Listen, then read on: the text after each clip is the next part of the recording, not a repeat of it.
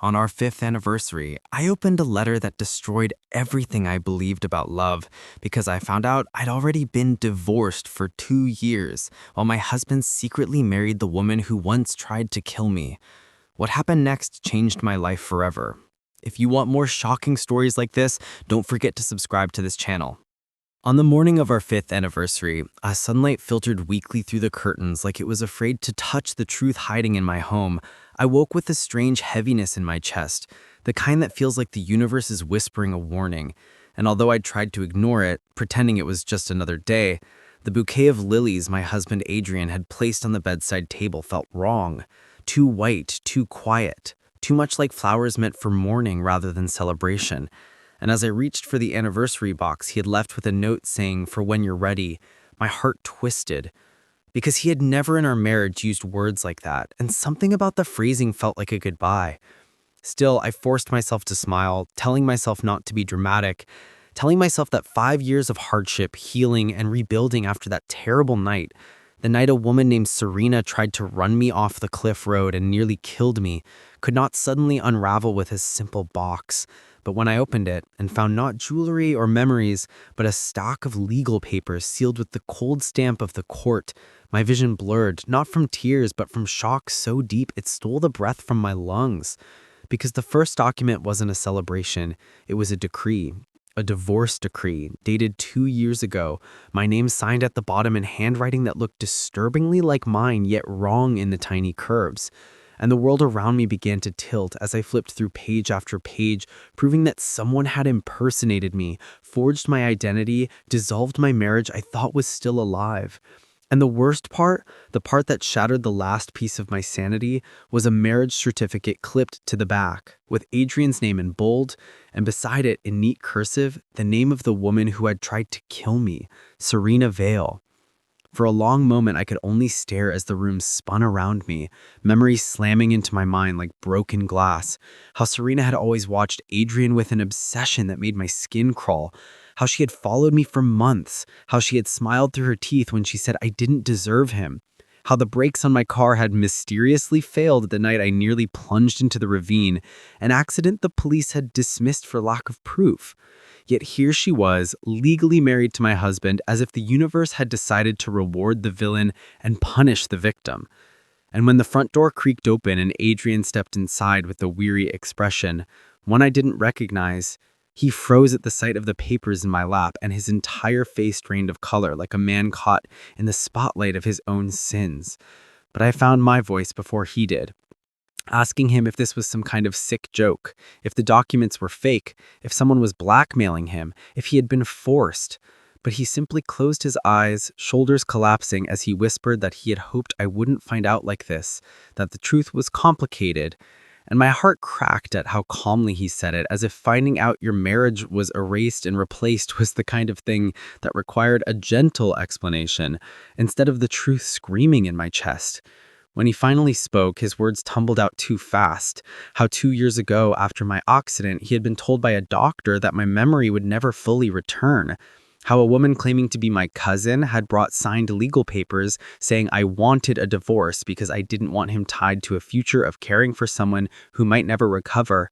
How he had fought it, but every document was legitimate, how my signature matched, how officials confirmed my supposed requests, and how he spiraled into despair until Serena, who claimed she felt guilty about the accident, comforted him, pushed him, manipulated him, and eventually married him after convincing him that I had moved abroad to start over.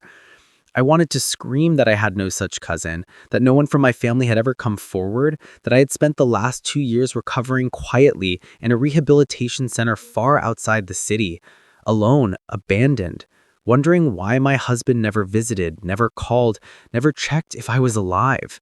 Because the rehab center had repeatedly told me he denied their requests to contact me, messages I now realized must have been intercepted by someone, probably Serena. And the anguish of that truth hit me like a truck, as Adrian insisted he had tried to find me, but the address Serena had given turned out to be false.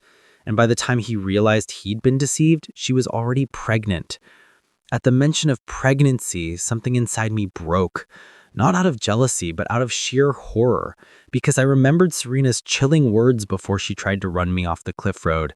If you disappear, he will finally be mine. And now she had everything she wanted, including the man who once vowed to protect me. But before I could collapse under the weight of it all, Adrian knelt before me, hands trembling as he insisted he had never stopped loving me, that he had been tricked, trapped, manipulated in the moments of his greatest grief, and that he filed to annul the marriage the moment he discovered the truth. But Serena had threatened to harm herself and later the child if he left her, and so he stayed out of fear, out of guilt, out of confusion, yet never once tried to find me again. And that admission shredded something vital inside me. I stood up, needing air, needing space, needing the truth to stop suffocating me. But before I could step away, a loud crash echoed outside, glass shattering, tires screeching, and a familiar figure staggered into the doorway, hair wild, eyes blazing with a mixture of fury and desperation. And as she lifted a handgun, her voice came out cracked and venomous. "If I can't have him, neither of you can." And in that moment, the past, the lies, the forged documents, the near-fatal accidents all collided into a single terrible truth. Serena had never stopped trying to kill me. Chaos erupted as Adrian stepped in front of me instinctively, but Serena's hand shook so violently the barrel pointed between us both. And with a scream, she fired, the bullet grazing Adrian's shoulder as he collapsed, blood staining his shirt like a spreading accusation. Yet as she aimed again, something miraculous happened. A shelf behind her suddenly snapped, sending a cascade of heavy photo frames directly onto her, disorienting her long enough for me to grab the fallen metal lamp and strike the gun from her hand, the impact sending her tumbling backward where she hit the edge of her head and slumped unconscious. The aftermath blurred, sirens, police tape, paramedics lifting Adrian, officers arresting Serena as she woke, screaming that he was hers, always hers, even as evidence poured out from her home, forged documents, surveillance photos, brakes tampered with, letters she had intercepted, and messages she had deleted, enough proof to imprison her for years. But the true battle came afterward, in the quiet, sterile rooms of the hospital, where Adrian, pale and remorseful, begged for forgiveness with tears tracing down his cheeks, swearing he would spend the rest of his life making it right.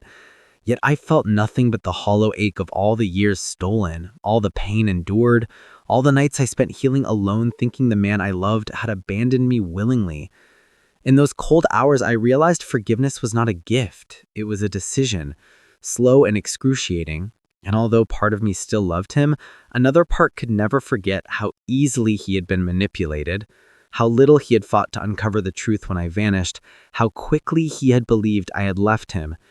But then came the day I visited the small children's ward adjacent to his room and saw a tiny newborn wrapped in blankets, a child Serena had given birth to prematurely during her arrest. And something inside me shifted when the infant, so innocent, so untouched by his mother's sins, curled his tiny fingers around mine.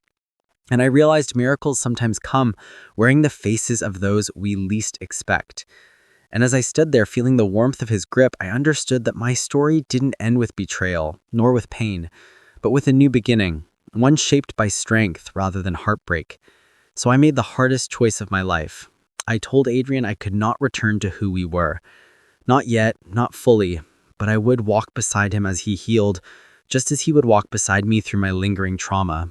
And together we would raise the innocent child caught in the crossfire of darkness, choosing every day to build something new, fragile but hopeful, learning to trust step by cautious step, because sometimes the greatest miracle is not a second chance at love, but the strength to rise from the ashes of a life stolen and create something brighter, something truer, something ours, born not from naive hope, but from surviving the storm and refusing to let it define us.